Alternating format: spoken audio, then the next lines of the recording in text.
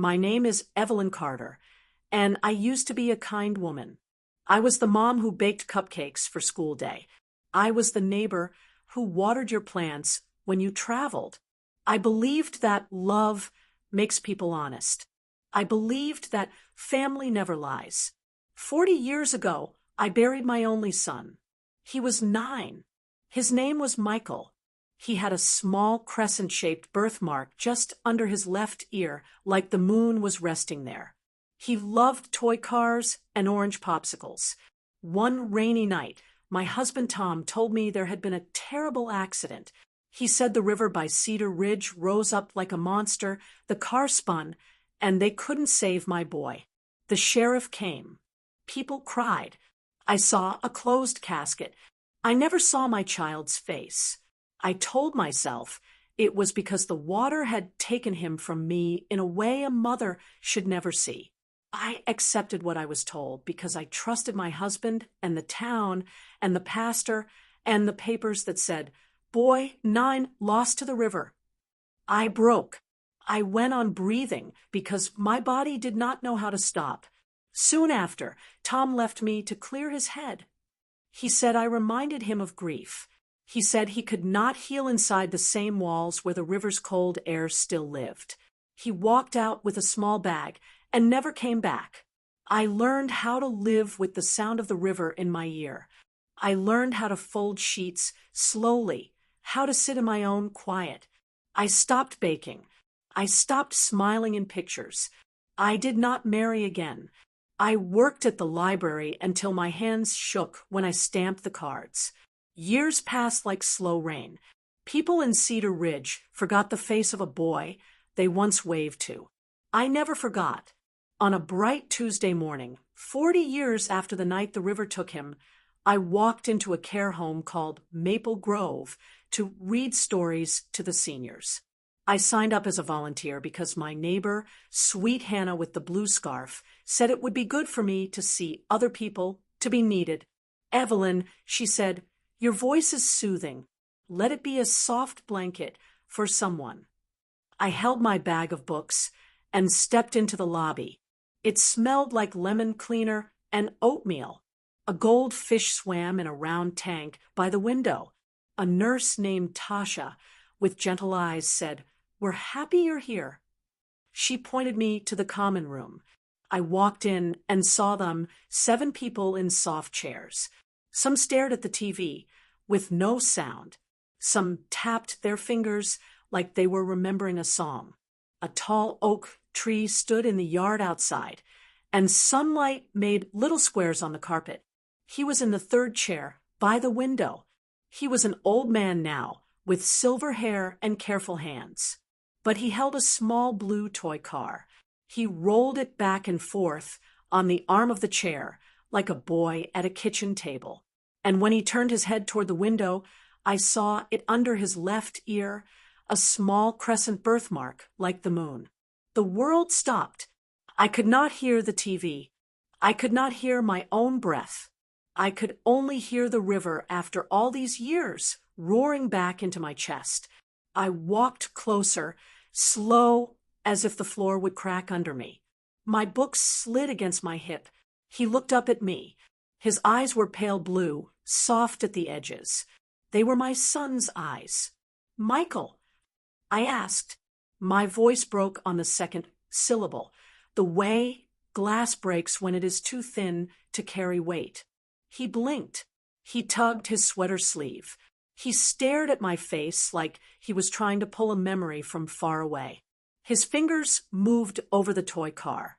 He looked back at the window. A long moment passed. I looked at the birthmark again. It was not a trick. It was not the light. It was the small moon I kissed 100 times before bedtime. "Michael," I whispered, and something inside me, something I had kept wrapped in cloth and tucked into a hidden drawer, tore open. He lifted his hand and reached toward my face, then let it fall. His lips moved. No sound came. A nurse started to stand, but I lifted my hand to say I was fine. I wasn't, but I wanted this moment to be only ours. He turned his head and spoke in a dry, careful voice that sounded like old paper. Mom. The room spun. I grabbed the back of a chair. My books slid to the floor. I wanted to run and bellow and laugh and fall all at once. I wanted to drag the years by their hair and make them give me back my life. I stepped forward and reached for him, my son, my boy who was not dead, who was breathing, whose hand was warm, who was right here after 40 years. Then the nurse touched my arm and said, Mrs. Carter, please take a breath. He gets confused sometimes.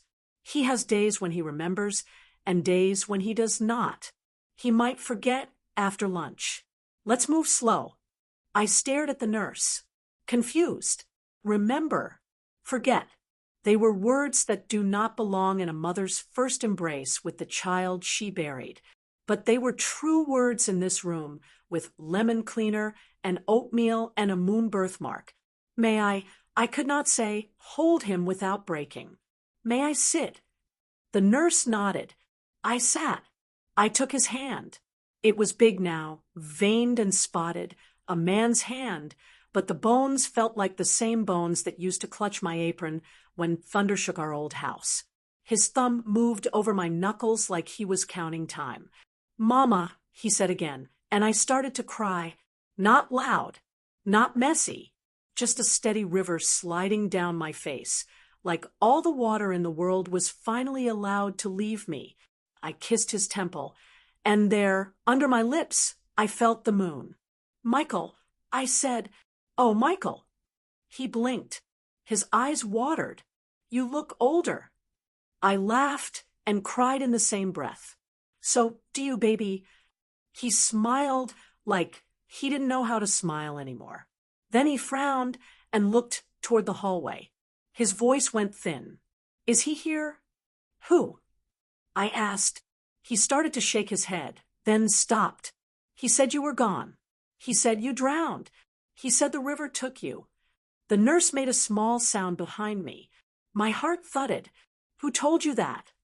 I asked, but my body already knew the shape of the answer. He looked at the hallway again. He whispered, Dad. The words sliced through the air like a knife. I closed my eyes. All those years, all those nights, Tom's voice saying my boy was gone. Sheriff's hat in his hand, the casket, the pastor, the dirt that hit the lid like hard rain. If my son was here, if my son was alive, then someone had lied on purpose and kept on lying for 40 years. I touched his cheek. Michael, I said, slow and clear, like you talk to a person on a rocking boat.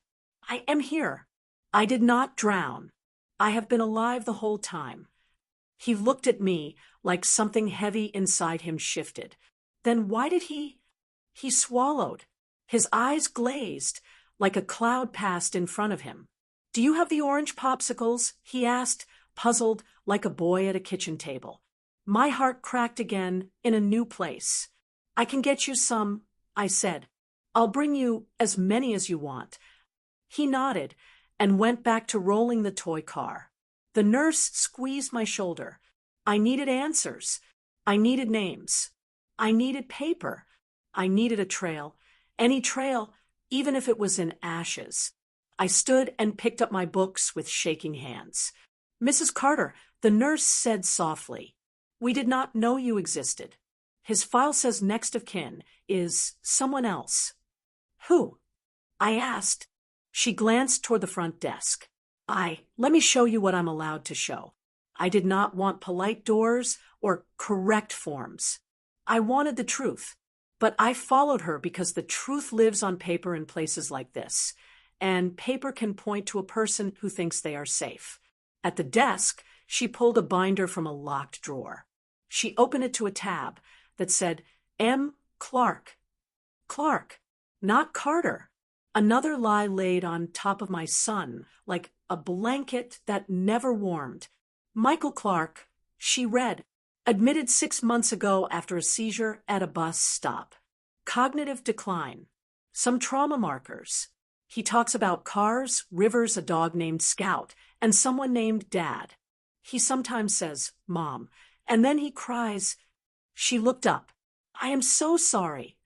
My breath went in and out like my body was learning how to do it again. Who signed him in? I asked. The nurse's face moved around the rules. It says guardian arranged transfer. She slid her finger across the page. Name, Thomas Clark. Tom. I could feel my own pulse in my throat. My ex-husband did not vanish into fog. He changed his name and took our son, and he had the nerve to list himself as guardian at the end of the road. He had kept the boy, raised him to call him Dad, and told him I was the one the river took. The nurse kept reading. There's a note. Mother deceased, 1985. She closed the binder like it was heavy. Is that wrong? I swallowed. Yes, I said. It is a lie. She studied my face. We'll need documents, but I believe you, she said. You knew the birthmark. He knew your name. I leaned on the counter because rage and grief have weight. Where is Tom? I asked. Where is Thomas Clark? We haven't seen him, she said. He paid the deposit. He left a phone number that doesn't work. She glanced at the hallway. But there is a volunteer who comes on Wednesdays who looks like your son around the eyes. I always thought they were related. Wednesdays, I repeated. I looked at the clock on the wall. It was almost noon. What day is it? Tuesday, she said. My hand trembled. I felt like I was standing on a bridge that had been quiet for 40 years, and now, all at once, a truck was rumbling across it. It groaned. It shook, but it would hold. I would make it hold. May I copy that page? I asked. She hesitated, then slid a yellow sticky note across the counter. On it she wrote, Thomas Clark. Then she added an address in a shaky print, an old P.O. box, a nothing place. It's all I have, she said in a low voice. Please don't say I showed you. I won't, I said. Thank you. I went back to the common room and sat with my son. I read The Velveteen Rabbit because it is a book about becoming real through love and through pain, and I needed him to hear those words float through this air.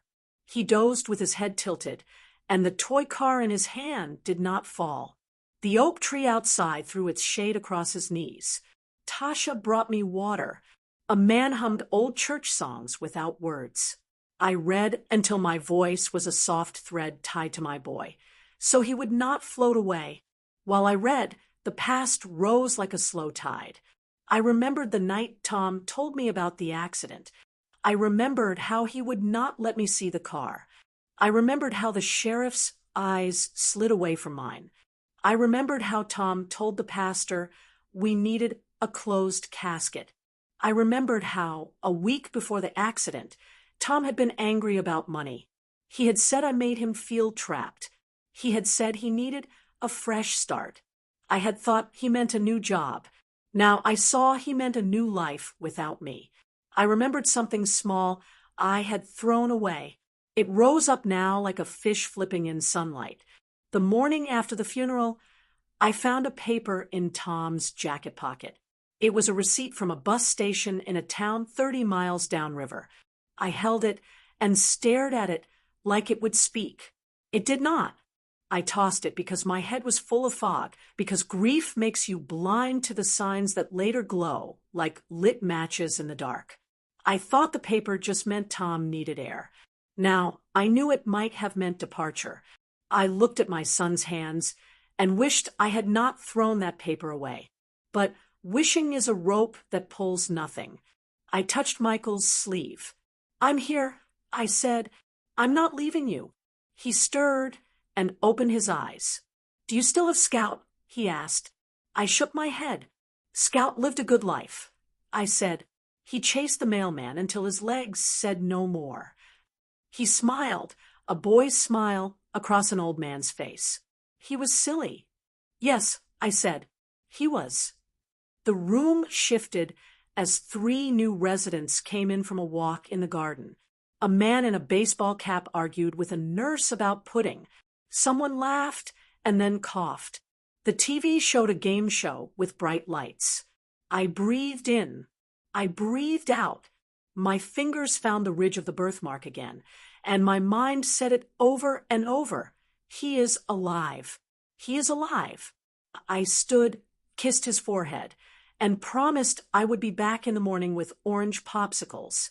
I promised I would read him the book with the blue cover he liked when he was 8. I promised I would not let him be a ghost in a room full of living people ever again. He nodded and drifted to sleep, the toy car still in his hand. I walked out to the front desk to say goodbye to Tasha. My feet felt both heavy and lighter than air. I pressed the yellow note into my pocket and felt its square edges like a small anchor. I asked about visiting hours. I asked about forms I could fill, so I could sit with him whenever I wanted. Tasha nodded, gave me a clipboard, and said, "We'll figure this out, Mrs. Carter." "We will." I filled out my name and my phone number with a hand that wouldn't stop trembling. I turned to leave. The automatic doors opened with a soft push of air. Sunlight hit my eyes. In the glass, I saw my reflection. An old woman with a straight back and wet lashes and a small square of paper burning a hole in her pocket. Then I heard a voice behind me. A voice I knew the way a scar knows the blade that made it. "Eve." I turned. He stood by the fish tank, older, grayer, a little bent, but with the same careful mouth and the same eyes that never could look at you too long when he was lying. He wore a clean button-down shirt and a volunteer badge on a blue lanyard. Thomas Clark, my ex-husband, the man who told me my son was dead, the man who signed my living child into a care home and wrote, "Mother deceased, 1985. For a second, nobody moved. The fish turned in the round tank. The automatic door side closed behind me. My heart became a drum. Tom lifted his hand like a person does when they meet an old friend in a grocery store. "Eve," he said again, soft and weak and small, like a man who wants to control the story before the truth walks in. I took one step toward him. The air felt thin. The world narrowed to his face, and my hand, and the word that rolled through my chest like thunder. And then, right there in the lobby of Maple Grove, with the nurse's eyes widening and the goldfish flicking a tail, I raised my voice for the first time in 40 years. "Where is our son?" I asked, and the doors burst open behind me as a staff member hurried past with an emergency kit, because down the hall, an alarm had started to scream. The alarm blared down the hall, high-pitched and sharp, bouncing off the walls like a scream trapped in metal. Nurses rushed past me, shoes squeaking on the polished floor. For a few seconds, everyone forgot to breathe. Then one of them shouted, "Room 12," and they all disappeared through the door at the end of the corridor. Tom froze. His eyes followed the sound. His hand twitched like he wanted to help, like the old firefighter in him still remembered how to move toward danger. But he didn't. He stood there by the fish tank, pale and trembling. I saw it in his face, the guilt that makes a man shrink. "Don't," I said, my voice shaking. "Don't you move." He turned slowly toward me. The years hadn't been kind to him. His hair was gray at the edges, his eyes hollow. But the smirk, that same old careful smirk, tried to crawl back onto his face. The one he used when he wanted to act like nothing was wrong. "Eve," he began softly, "you shouldn't be here." "Shouldn't be here?" I repeated, stepping closer. "I just found our son alive after 40 years, Tom. And you're standing here volunteering in the same home that you dumped him in like a piece of trash. You told me he drowned." He looked around, lowering his voice. "This isn't the place." I could feel my heart pounding in my ears. "Then tell me where the place is." I snapped. "Tell me where it is you buried your soul, because I want to see it." Before he could speak, a nurse appeared in the doorway at the end of the hall. "We need some space, please," she called out. "He's stable. but we're moving him to the medical wing. I stopped breathing. Who? I asked. The nurse hesitated. Michael Clark, she said. He had an episode. My knees went weak. I grabbed the counter to stay upright. I'm coming, I whispered and started toward the hall. But Tom stepped in front of me. Eve, wait. I shoved his shoulder. Get out of my way, Tom. He flinched, then lowered his hand. He won't remember you right now, he said quietly. If you go in, you'll just confuse him. I glared at him. You don't get to talk about confusion after what you did. Please, he whispered. Let them take care of him first. I hesitated, my chest tight. The nurse was already pushing Michael's wheelchair down the hall, 2 aides beside her. His head hung low, his toy car clutched in his hand. My heart tore all over again. I wanted to run to him, hold him, tell him I wasn't leaving again. Not ever. But the nurses were right. He looked pale, fragile. I forced myself to step back. I turned to Tom. You have 10 minutes, I said coldly. 10 minutes to tell me what you did, or I swear to you, I'll make the rest of your life hell. He swallowed hard. Let's talk outside. We walked into the parking lot. The air was heavy, thick with the smell of rain that hadn't fallen yet. A gust of wind pushed at my coat as I crossed my arms. He looked smaller now, like time had eaten away at him piece by piece. Start talking, I said. He rubbed his temple. It wasn't supposed to go that way, Eve. Go what way? I yelled. You told me my child was dead. You let me bury an empty box. You made me mourn my own son for 40 years. How could you? How could you? My throat closed around the words. He looked down at his hands. You were leaving me, he said finally. You said you couldn't live with me anymore. You said you wanted to take Michael and go stay with your sister in Oregon. You were packing your bags. I blinked. So what? I said, that's your excuse? You lied about his death because I was leaving you. He nodded, slow and miserable. I panicked. I thought, if you thought he was gone, you'd have nothing left to take from me. I couldn't lose both of you. You didn't lose us, Tom, I said, my voice trembling. You destroyed us. He pressed his hand to his mouth, like he could swallow the guilt back down. I took him that night. I told the sheriff we were driving to the river to look at the flood, that the car went over. I paid him to write the report. I said the body got carried away. He owed me a favor. You bribed the sheriff? I whispered, stunned. He nodded again. The man retired years ago. No one questioned it. My stomach twisted. And the casket? He hesitated. An empty one, he said quietly. I told the mortician what to say. My mind was spinning. Every image from that day came flooding back. The casket, the whispers, the way Tom wouldn't let me see inside. You're a monster, I said softly. You took everything from me. He stepped forward, tears in his eyes. I didn't mean to hurt him. I changed our names. I raised him. I gave him everything. I stared at him, shaking. You gave him a lie. You told him I was dead. He didn't answer. The silence between us was thick and cruel. I took a step closer. You didn't raise him, Tom. You stole him. And now look at him. He doesn't even know his own life. You broke him. He turned away, wiping his eyes. I did what I thought was right. Right for you, I said bitterly. Not for him. Not for me. Just for your pride. He opened his mouth to speak, but I cut him off. You're going to tell me everything. Where you went. What you did. Every detail. He looked up slowly. And if I don't? I stared at him, cold and still. Then I'll make sure the whole world knows what you did. I'll find every piece of paper you ever forged. Every person you ever bribed.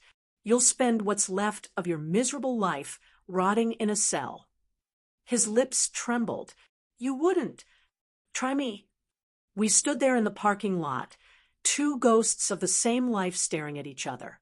Then he nodded, defeated. Fine, he said softly. But not here. Tomorrow. At my house. I stepped closer. You have until tomorrow, Tom. I said. Don't make me come looking. I turned and walked away, my hands trembling. The sky was starting to darken. I could feel the storm coming. That night, I sat in my small kitchen, staring at the single photograph I had left of Michael, a school picture from second grade. His smile was missing a tooth. His hair was messy. His shirt was crooked. I ran my finger over it until my eyes blurred with tears. I picked up the phone and called the Maple Grove Care Home. The nurse answered. I asked how he was. He's resting, she said softly. He keeps saying your name. He said, my mom came back. He seemed happy. My throat tightened. Thank you, I whispered. Please tell him I'll bring his orange popsicles tomorrow. When I hung up, I stared at the phone in my hand. My whole body shook with anger. I had spent 40 years grieving, 40 years of empty birthdays, quiet Christmases, and aching Mother's Days. And Tom had been out there, walking around free, living with the son he stole from me. I didn't want to just confront him anymore. I wanted him to feel what I felt. I wanted him to lose everything he ever lied to keep. The next morning, I woke early. The rain had finally fallen in the night. The world smelled clean, but sad. I dressed in a dark coat, packed a small notebook, and drove toward the address the nurse had written down. My hands were steady on the wheel, but my heart was pounding hard enough to shake the car. The house was small, white paint, overgrown garden, and a crooked mailbox that still said Clark. I parked across the street and sat there watching the curtains. After a few minutes, I saw him through the window, Tom, sitting at a wooden table, a cup of coffee in his hand. I took a deep breath and opened the car door. The sound of gravel under my shoes was loud in the morning, quiet. I walked to the porch and knocked once. He opened the door. I didn't think you'd actually come, he said, his voice tired. I always finish what I start, I said, stepping inside. The house smelled of old books and dust. There were framed pictures on the wall, all of Michael. Him as a teenager, him in college, him in a uniform. My knees almost buckled when I saw them. He had lived an entire life I didn't even know existed. Tom followed my eyes. He had a good life, he said softly, until the seizures started. Then things got hard. I turned to him slowly. You stole 40 years of his life from me, I said, and now you want me to pity you because it got hard. He sighed. You don't understand. No, you don't understand, I snapped. You didn't just take my son. You buried me in that empty box with him. You killed me too. He ran a hand through his hair. I'm sorry, Eve. Sorry won't fix this. He nodded. I know. I stepped closer. You're going to tell him the truth, I said. Every single word. You're going to look him in the eyes and tell him what you did. He froze. Eve, he's not strong enough. He deserves the truth, I interrupted. Even if it breaks him. You don't get to decide anymore. He didn't answer. His shoulders slumped. If I do that, he whispered, he'll never forgive me. I stared at him. Then you'll finally know what it feels like. He closed his eyes. I'll tell him, he said finally. Tomorrow. I'll tell him. I nodded. Good. But as I turned to leave, something caught my eye, a letter on the counter, half open, with the Maple Grove logo at the top. I froze. My name was printed in small letters across the envelope. Evelyn Carter. I looked at Tom. What's this? He hesitated. It's something I was going to give you after we talked. I picked it up and unfolded it. It wasn't a letter. It was a report. A medical report. My son's medical report. And at the bottom, written in black ink, was a single line that made my heart drop into my stomach. Patient scheduled for end-of-life transition program. Consent signed by Guardian Thomas Clark. My hands went cold. End of life. I whispered, "You signed for him to die?" Tom looked at me, tears in his eyes. "He's in pain, Eve. He doesn't even remember who he is most days. The doctors said it would be peaceful." I slapped him across the face before he could finish. "You're going to kill him again?" He stumbled back, holding his cheek. "I won't let you," I said, my voice shaking. "You took him from me once. You won't take him again." He tried to speak, but I was already at the door. And as I stepped out into the rain, one thought burned like fire in my chest. He thinks he can decide when my son dies. But this time, I would decide how his lies end. And I would make sure his final days felt like the 40 years he stole from me. The rain had washed the street clean, but it could not wash the lies away. I drove fast, fingers white on the steering wheel, the little yellow note burning against my thigh. My mouth tasted like metal. I could picture that piece of paper. End-of-life transition program. Consent signed by Guardian Thomas Clark. Over and over until the words were a drumbeat. When I reached Maple Grove, the lights in the parking lot were soft and the automatic doors side open. Inside, the lobby hummed with quiet voices and the smell of coffee. Tasha looked up as I came in like a small ship spotting a lighthouse. Her face was pale. "Mrs. Carter," she said, "I'm glad you're here." "I want to see my son now," I said. My voice was a blade. "No forms. No delays." She hesitated. "We have a protocol." "Protocol?" I snapped. "He's my son. He is not a protocol." She glanced over her shoulder toward the hallway. "He's in the medical wing," she said softly. "The doctor is checking his vitals." "Take me to him," I said. She led me down the corridor. The lights were low. The sound of a distant TV floated like a half-remembered song. I walked faster, my breath loud in my ears. We reached a door marked medical. Inside, a nurse with tired eyes stood by a bed where Michael lay under a thick blanket. Tubes were in his arms. The beeps of the monitor were the only sound besides the soft rustle of the blinds. He looked small in the big bed, even old, even fragile. He held the shape of the boy I had tucked in at night. The birthmark under his left ear looked like a small moon washed pale by the light. "Evelyn," he whispered when he saw me.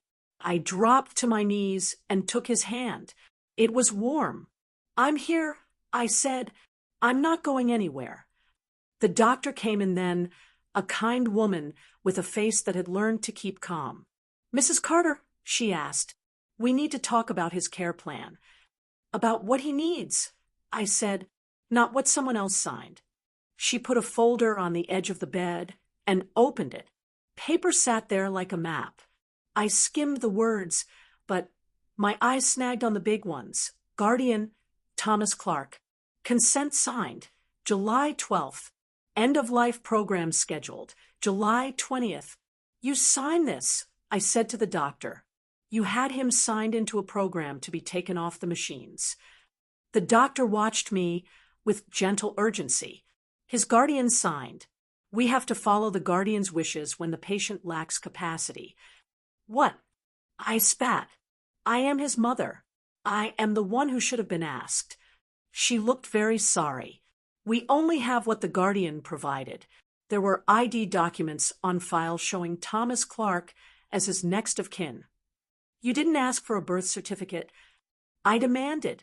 "You didn't ask for a DNA test. You didn't call the number we left on the volunteer sheet." She held up her hands. "We make choices based on the information we have. But we can pause. We can put a temporary hold on any transition if someone contests the guardianship." "Then do it," I said, my voice raw. "Put a hold." She nodded and made a quick call. A nurse stood there writing. "We'll pause the program for now," she said. But we will need legal proof to change guardianship. You will have to petition the court. Court. The word felt like climbing a tall ladder, but I clung to it like a rope. Then I will go to court, I said. Right now. I'll do whatever it takes. The doctor squeezed my fingers. We'll help with the paperwork. We'll call social services. But we need you to be calm for Michael. I forced a calm into my voice for his sake. He smiled at me like a child trying not to cry. Mama, he said, you brought the popsicles? I will, I promised, after we get you home. They placed a temporary hold. Staff fluttered like birds. Paperwork was started. People moved with the slow urgency of kind hands. But the hold was only paper. Tom knew how to live on the other side of paper. That afternoon, I went to the county clerk's office. The woman at the counter, Ms. Rivera, had a face that remembered sorrow like a photograph. I asked for guardianship records under the name Thomas Clark. She typed and clicked and frowned. Here, she said, sliding a photocopy across the counter. Guardian papers, notarized, phone numbers, a social worker's note. It's all in order.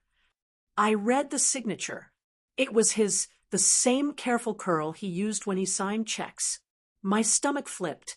Where did he file these? I asked. When? July 13th, she said. He had filed the papers the day after he signed the end-of-life consent. I left the clerk's office with the photocopies like a small bundle of evidence. My hands trembled as I held them. The world felt like a jigsaw puzzle that had been shoved in a box and shaken. I needed one piece, proof that I was his mother, to topple the picture Tom had built. At home, I dug through boxes in the attic I had kept since the funeral. I found baby clothes, a chipped plate with his name on it, and at the very bottom, a manila envelope with hospital tags. Inside was the original birth certificate, Michael Jonathan Carter. My name printed under mother, Tom's name printed under father. The paper was yellowed at the edges. My hands shook as if I'd touched something sacred. I made copies. Then at the library, I used the computer to print a copy of the birth certificate, along with the marriage license that showed Tom and me as husband and wife and Michael's name. I was building a paper bridge back to my son. That night, I slept a little and thought a lot. The weight of 40 years pressed on my chest. I thought of the empty casket, the river, the lies. But I also thought of the small, bright things. Michael's laugh, the way he would stack his crayons by color, the sound of Scout's bark. Memories that were kindled like lanterns to light a dark road. The next morning, I walked into Maple Grove with the papers in a folder. Tasha greeted me like an old friend saved from a storm. You've got him on hold. I asked. For now, she said, but the guardian has lawyers. He wanted this resolved quietly. I sat in the office with the director, Ms. Harper, a woman with grave gray eyes. I laid the copies on the table. This is his birth certificate. I'm his mother. Ms. Harper examined the papers slowly. If these are valid, then the guardianship needs to be reviewed. She said, you should speak to the social worker. We can arrange a meeting. I felt the first real hope like sunlight through a crack. Arrange it, I said, and get me whatever security tapes you have. I want to know when Tom visited. I want to see his face on those nights. She nodded and made a call. Her fingers moved with the speed of someone who has helped people find lost things. We'll help put you in touch with our legal aid, she said. But you should be prepared. Guardianship can be messy. Messy was a small word for the ruin he'd built. I did not care about messy. I cared about truth. Later that day, the social worker, a man named Mr. Green, led me into a small room and sat me down. He had a leather folder like a briefcase and a face that had learned to be patient. We received your documents, he said. We'll review them. However, because Mr. Clark is the current guardian, he has the right to contest any change. What does contest mean? I asked. He took a breath. It means he can hire an attorney and argue his case in court. It means the court will look at who has acted in the best interest of Michael over time. It can take days or weeks. I let the words settle. That is what the law was for. It was slow. But something colder moved under the slowness. Urgency mixed with dread. Tom had acted quickly before. He could act quickly again. Can I see him tonight? I asked. Can I read to him? Can I sleep in the room with him? We can make arrangements, Mr. Green said. But we must follow visitation rules. He said, rules. I thought of the empty box that had been my son's coffin. Rules did not help a mother find her child. I wanted action, not forms. I left the meeting with a list of instructions and a number for legal aid. On the way to the car, my phone buzzed. It was Tasha. We found visitors' logs, she said. Tom has been here every Thursday for months. He comes with a blue lanyard. Sometimes he brings lunch. He signs the sheet. He always leaves right after. He was volunteering. I asked. Yes, we thought he was a concerned father. A cold, not tightened, in my chest. He had lived in plain sight. That night, I stayed late at Maple Grove. I read The Velveteen Rabbit again and watched his small hands tremble around the pages. He fell asleep with my hand in his. I sat there in the chair, watching the steady rise and fall of his chest. The night nurse, a woman named Anna, whispered to me that she had pulled the security footage for the past 3 months and burned it onto a disc. It's in my bag, she said. I'll give it to you tomorrow. I slept in a fold-out couch near the nurse's station like a woman waiting at a train station for the next connection. Dawn found me with red eyes and a plan more solid than fear. At 9 in the morning, I took the disc from Anna and put it into my bag. I also had copies of the birth certificate and the papers from the clerk. I had made a list of people to call. A lawyer, a friend who had been at our wedding, a neighbor who remembered Tom's anger about money. I felt like a person building a small army with paper and memory. I parked across the street from Tom's house and watched him leave.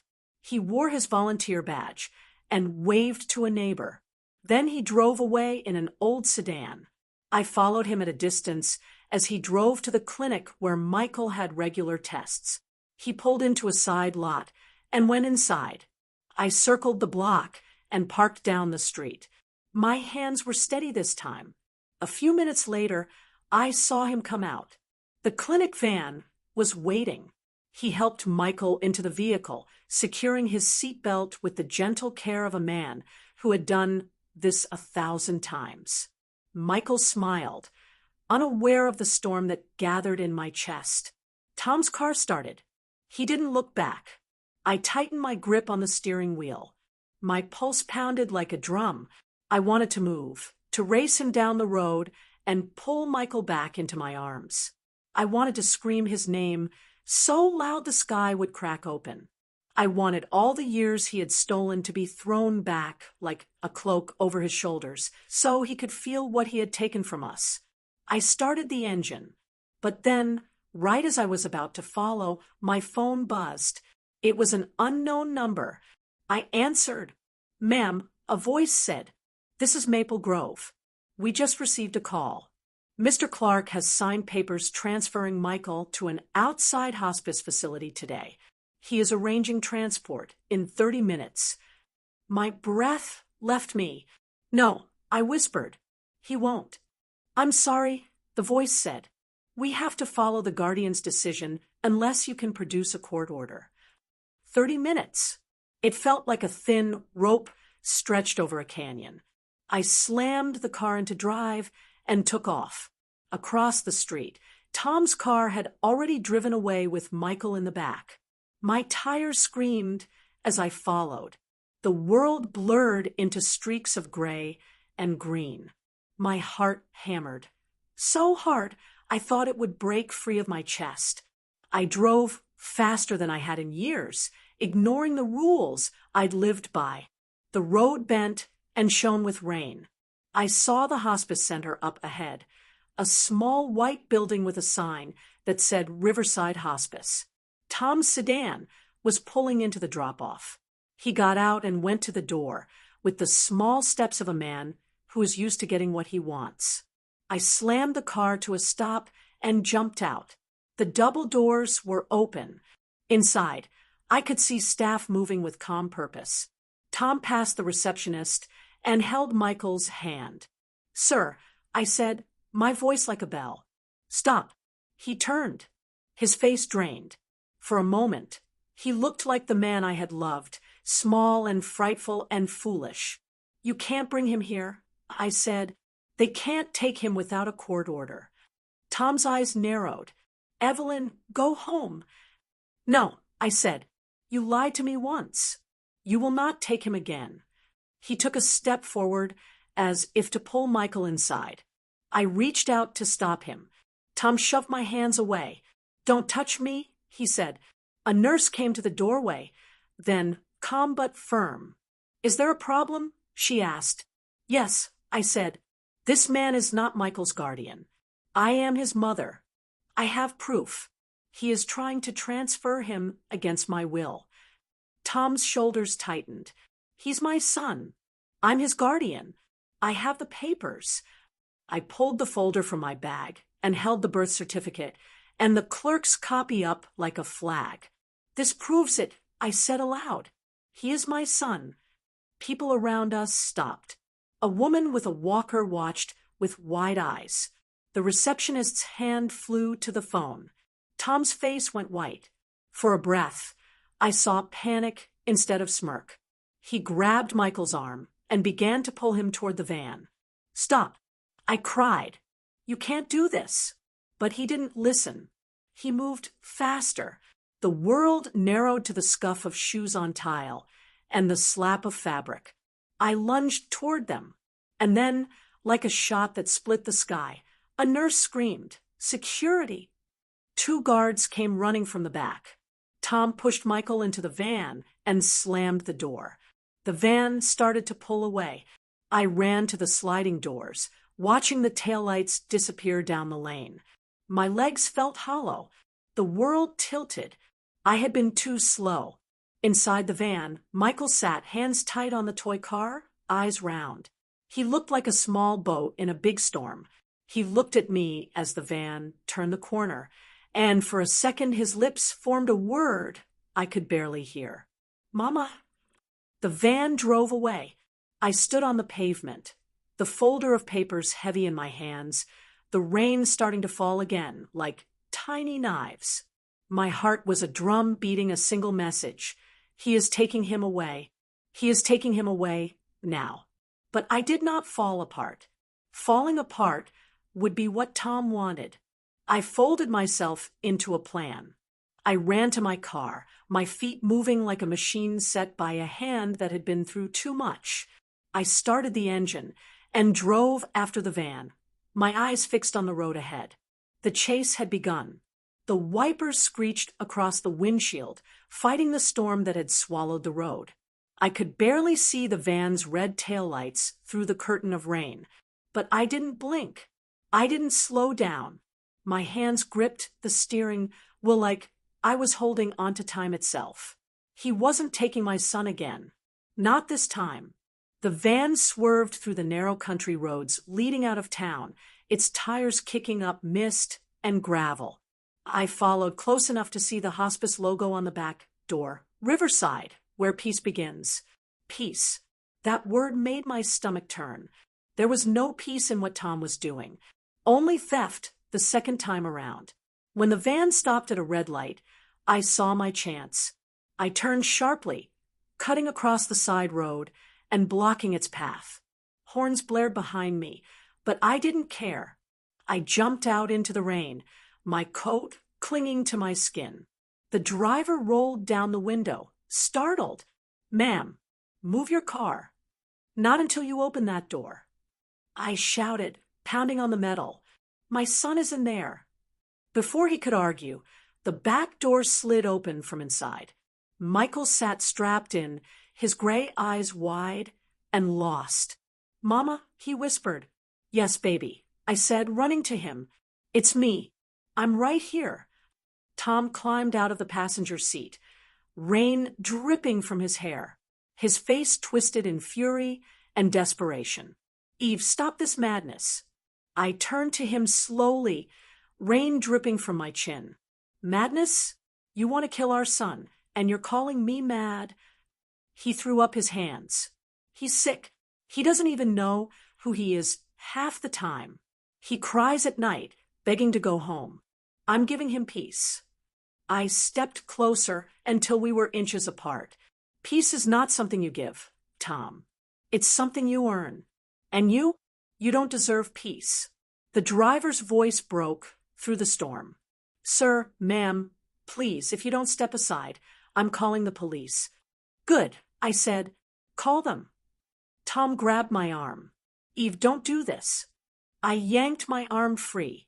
You already did this 40 years ago. You lied to me, you lied to him, and you ruined both our lives. I'm just undoing it. The sirens began to wail in the distance, faint but growing louder. Tom's eyes darted toward the sound. He started to panic. You don't understand, he said. If they find out what I did. They will find out, I said coldly, and I'll be the one to tell them. He stared at me, water streaming down his face. For a long, silent moment, it was just us, two ghosts of the same broken story, standing in the rain. Then, suddenly, he lunged for the van door. We're leaving, he shouted. But before he could slam it, I reached inside and unbuckled Michael's seatbelt. Run, baby, I said softly. Come to me. Michael looked between us, confusion clouding his eyes. Dad said you were gone. I said, but I came back. Tom tried to grab him, but I shoved him hard. He stumbled backward, slipping in the mud and hitting the pavement with a dull thud. The driver jumped out, trying to pull us apart, but the flashing red and blue lights had already arrived. Two police cars screeched to a stop. Officers rushed toward us, shouting over the rain. Ma'am, step back. He's kidnapping my son. I cried, pointing at Tom. Tom struggled to his feet, his face white with fear. She's delusional, he yelled. He's my son. The officers separated us. One of them, a woman with a sharp gaze, asked for my ID. I handed her my license and the soaked folder that held the birth certificate. Please, I said, my voice trembling. Read that. She took it under the light of her flashlight, scanning the paper carefully. Her expression changed. She looked at Tom. Sir, your name isn't on this birth certificate. Tom's mouth opened and closed. That's old, he stammered. We changed it years ago. Through legal adoption? She asked. He hesitated. It was complicated. That's what I thought, she said, and nodded to her partner. Take him aside. No, he shouted. You can't do this. He's my son. I raised him. I turned to the officer, tears mixing with the rain. He stole him, I whispered. He faked his death. He made me believe my boy was gone. The officer's face softened. She walked to the van and looked at Michael, who sat quietly holding his toy car. What's your name, sir? She asked gently. He blinked. Michael, he said softly. Michael, Carter. My knees gave out. I dropped to the wet ground, sobbing. That's right, I said through tears. Michael Carter, my son. Tom screamed as the handcuffs clicked around his wrists. You don't understand. I loved him. I did it for us. But no one listened. The officers pushed him toward the car as he shouted my name, his voice lost under the storm. When they drove him away, I sat beside Michael in the van, holding his hand. The rain beat softly on the roof, like the sky was crying with us. The officer who had read the birth certificate crouched beside me. We'll take you both to the station, She said gently, "We'll get your statement. You'll need to contact social services to make the guardianship official."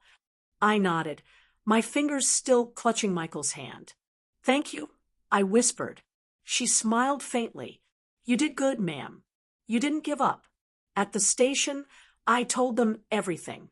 The fake accident, the closed casket, the forged reports. Every lie Tom had told.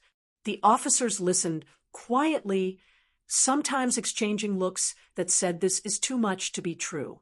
But when they played the hospice transfer recording Tom had signed and compared it to the forged guardianship documents, the pieces began to fall into place. By morning, the district attorney's office had been notified.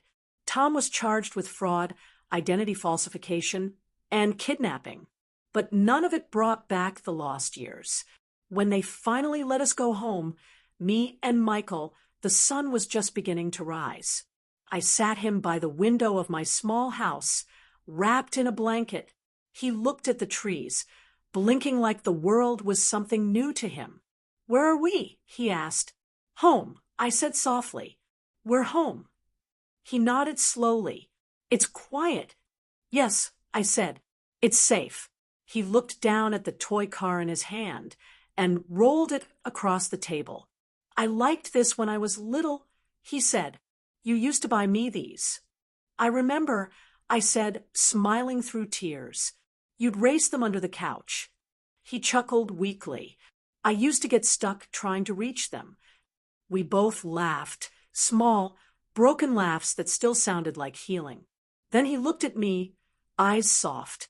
He said you were gone. "I know," I said. He lied. "Why?" I sighed. "Because some people love in selfish ways. They call it love, but it's really fear." He nodded slowly, like he understood just enough. Then, after a long silence, he said, "You came back for me." I smiled through tears. I never stopped looking. He reached across the table and took my hand, his grip faint but sure. "Thank you," he whispered. We sat there in silence as the sun broke through the clouds, turning the world gold. For the first time in 40 years, I felt warmth instead of loss. But as the light touched the photo frames on my mantel, one of them caught my eye, an old picture of me, Tom, and Michael by the river. I picked it up, tracing the faces frozen in time. And in that moment, I realized something. Tom's lies were finished. But his story, the full truth, wasn't over yet. Because tucked in the corner of that photo, almost hidden behind Tom's shoulder, was a reflection in the water, another man. A man I didn't recognize. And when I looked closer, my stomach dropped. He was wearing the same sheriff's badge from Cedar Ridge, the man who had declared my son dead. The photo trembled in my hands. It was small, faded, and water-stained from years of sitting in a dusty frame, but the reflection in the river behind us was crystal clear. A man standing on the opposite bank, hat tilted, sheriff's badge gleaming in the sunlight. Watching, I leaned closer to the window where the morning light poured in and squinted. My heart skipped a beat. The face, sharp nose, square jaw, and that crooked smirk, it wasn't just any man. It was Sheriff Barnes, the same sheriff who stood in my living room 40 years ago, hat in hand, telling me they couldn't find my son's body.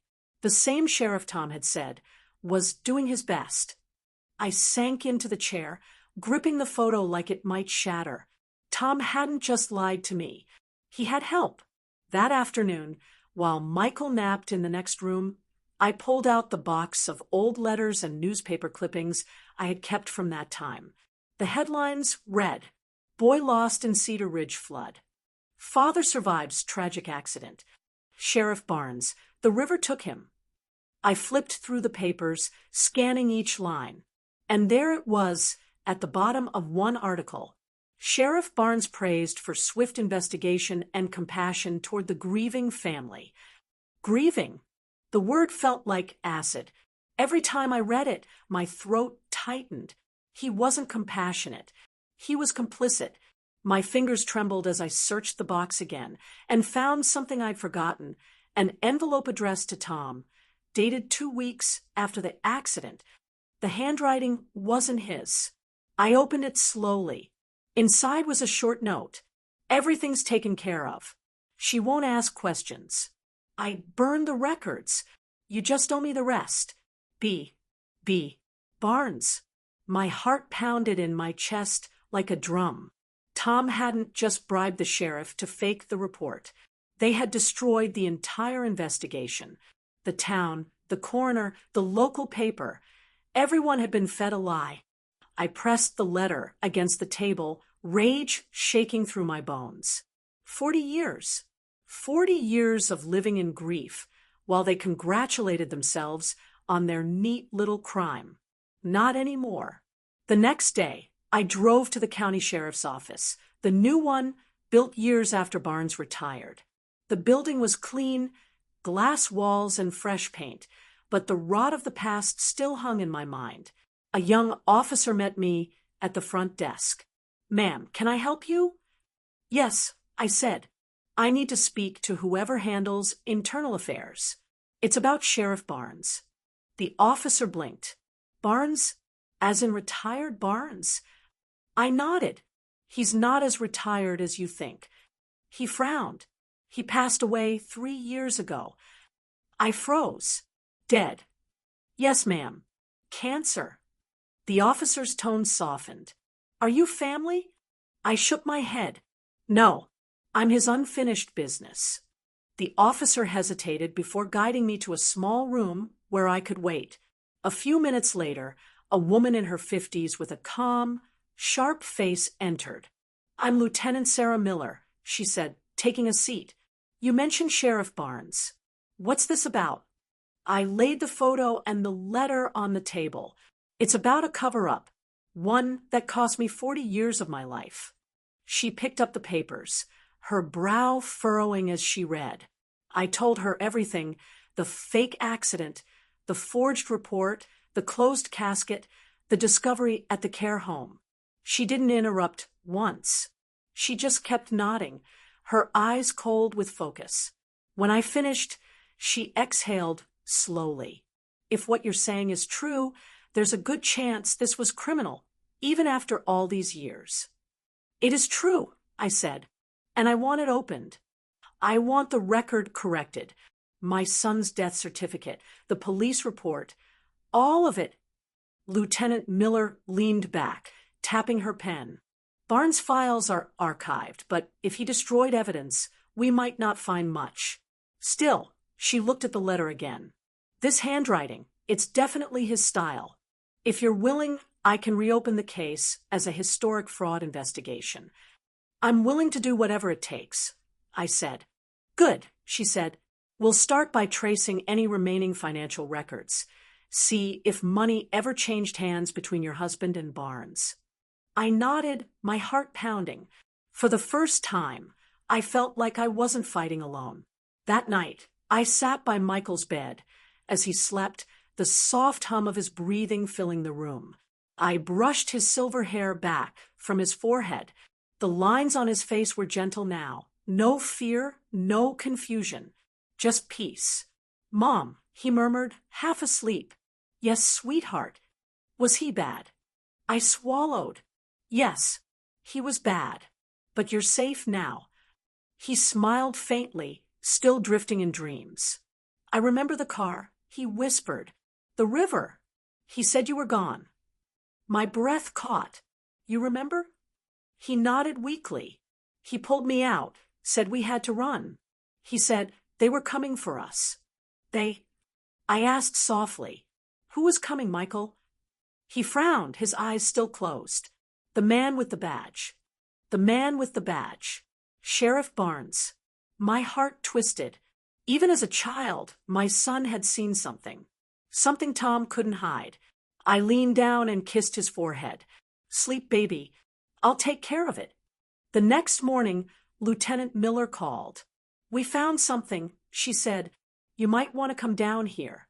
When I arrived, she laid out 2 folders. One was labeled Cedar Ridge Police Department, 1985 flood incident. The other, Thomas Clark, financial records.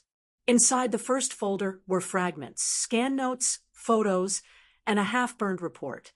The first line made my stomach turn.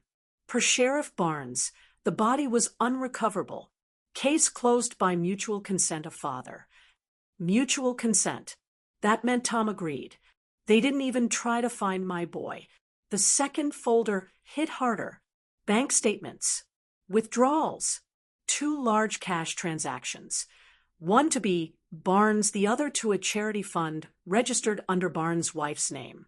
Lieutenant Miller crossed her arms. "We can't prosecute a dead man," she said, "but this is enough to clear your son's name.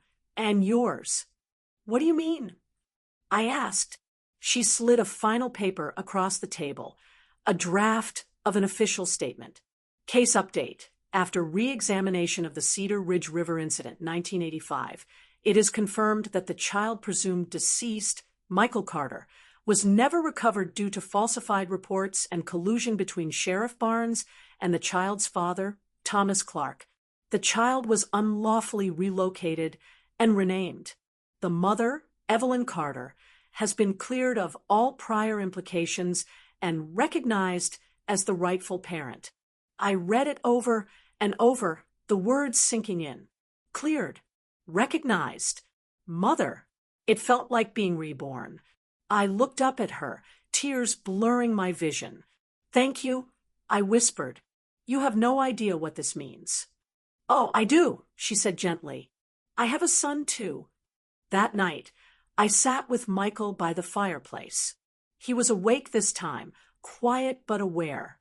I held the report in my lap, the paper still warm from the printer. "It's over," I said softly. "They know the truth now." He turned his head slowly, eyes glinting in the firelight. "So we can stop running?" "Yes," I said. "We can finally stop." He nodded, then looked into the fire. "Do you think he'll come back?" "Tom?" I asked. He shook his head. "The sheriff." A chill crawled up my spine. "No, baby," I said softly. "He's gone." But even as I said it, the flames flickered, and for a split second, I saw it.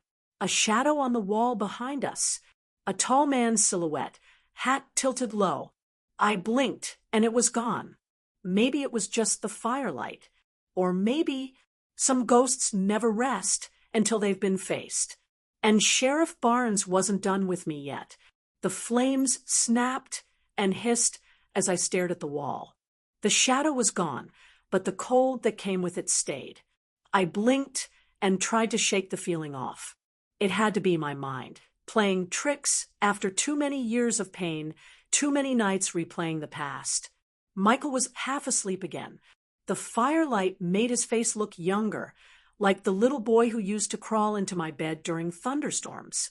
I stroked his hair gently. "Go to sleep, sweetheart," I whispered. "You're safe now."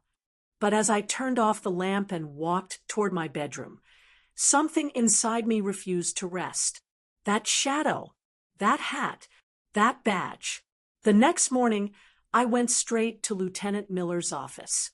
She looked up, surprised to see me so soon.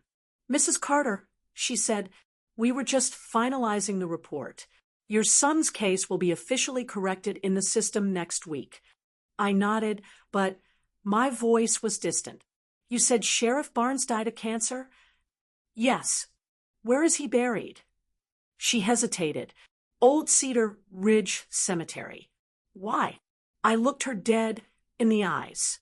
"Because I need to see something for myself."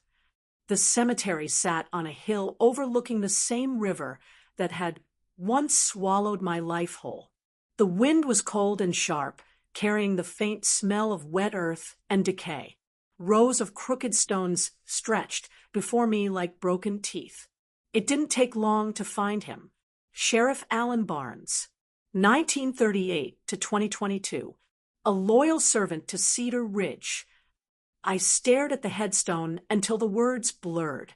Loyal servant. The only thing he'd served was deceit. I crouched down, pressing my palm to the damp soil. You watched my son die on paper and called it justice? I whispered. You ruined me. You lied for money. And I hope wherever you are now, you see what your lies did. The wind blew harder. Somewhere in the distance, I heard the river. And then, a voice behind me. Old. Gravelly. Male. You finally found him, didn't you? I spun around. A man stood by the path. His shoulders were bent, his face half hidden beneath a worn hat. For a second, my knees nearly gave out. That hat, that voice, but it wasn't a ghost. It was someone alive. Who are you? I demanded. He stepped forward. Name's Gary. I was Barnes' deputy back then. I stared at him. You were part of it. He sighed, taking off his hat. His hair was white, his hands trembling. I didn't know the whole thing, he said quietly, but I suspected. Barnes told me to file the report without asking questions. Said the father had identified the boy, but when I asked where the body was, he said, the river took it. I clenched my fists. And you believe that? He looked at the grave. We all did. He was the sheriff. No one questioned him. Not until years later, when I found out about the money. My heart stopped. You knew. He nodded slowly. Not then. Not until he was dying. He asked me to visit him in the hospital. He said there was something he needed to confess. He told me he took a bribe to bury the case. Said he lied to you, that your boy was alive. But he said you'd never find out. The wind howled through the trees. He told me not to tell anyone. Gary went on, his voice trembling. Said it was too late to fix. But I see you here now, and I know he was wrong. I stared at the grave, my heart pounding. Did he say why he did it? Gary hesitated. He said your husband threatened him. Said if he didn't help cover it up, he'd tell the town about something the sheriff had done. What? I asked sharply. The old man swallowed. Something bad. A missing evidence box. Drugs from a raid. He said Tom knew about it. Said if Barnes didn't fake the report, he'd ruin him. So they made a deal. Your son's death for silence. The world tilted. I gripped the headstone to steady myself. Tom had blackmailed the sheriff. And in return, the sheriff had destroyed the truth. Do you have proof? I asked. Gary nodded toward his truck at the edge of the cemetery. Barnes gave me something before he died. Said to keep it locked up until someone came asking. I reckon that someone is you. Inside the truck, wrapped in a cloth bag, was a small cassette tape labeled 1985. Gary handed it to me with shaky hands. That's his voice, he said. He recorded everything before he burned the files. I took it, my fingers cold. Why didn't you give this to the police? He looked out the window. Fear, he said simply. You spend too many years looking the other way. You forget how to look straight. I nodded, understanding more than I wanted to. That night, after putting Michael to bed, I dug out an old tape player from the closet. My fingers hovered over the play button for a long time before I pressed it. The tape crackled. Then a man's voice, raspy, tired, but unmistakable. This is Sheriff Barnes. If you're hearing this, I'm already gone. I took money to fake a report. I told a mother her son was dead when I knew he wasn't. I let a liar walk free because he knew about the missing drugs. I told myself it was for the greater good, that no one would ever know. But the good doesn't stay quiet. It screams. I hear it every night. The tape clicked and whirred. Then silence. I sat there for a long time, tears rolling down my cheeks. My whole life, every ache, every lonely birthday, every sleepless night had come from the greed and cowardice of two men. But now I had their confession, and I wasn't going to let it die with them.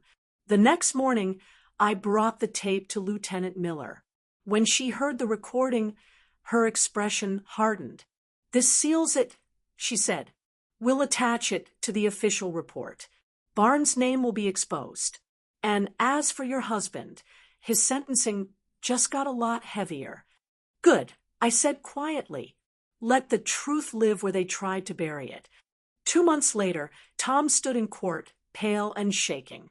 He didn't look at me once. Not when the prosecutor listed the charges. Not when they played Barnes' confession. Not even when the judge asked if he had anything to say. He just lowered his head. I thought I was protecting him.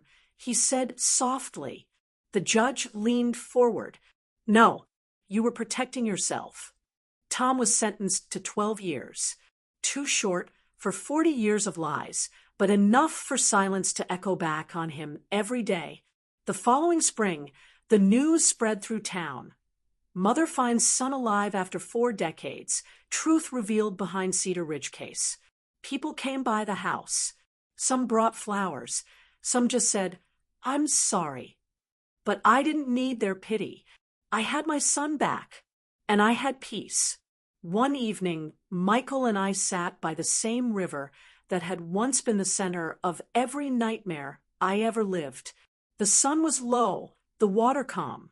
He looked at me with a small, gentle smile. "It's quiet," he said. I nodded. "It's supposed to be." He looked down at the water. "You think Dad can hear us from prison?" I smiled faintly. "I hope so, because I want him to know that we survived him." He chuckled softly, the sound warm and fragile. "I think he knows." We sat there for a long while, the wind moving through the trees. And for the first time in 40 years, I wasn't afraid of the river anymore. Because I'd finally learned the water may bury lies, but the truth always rises.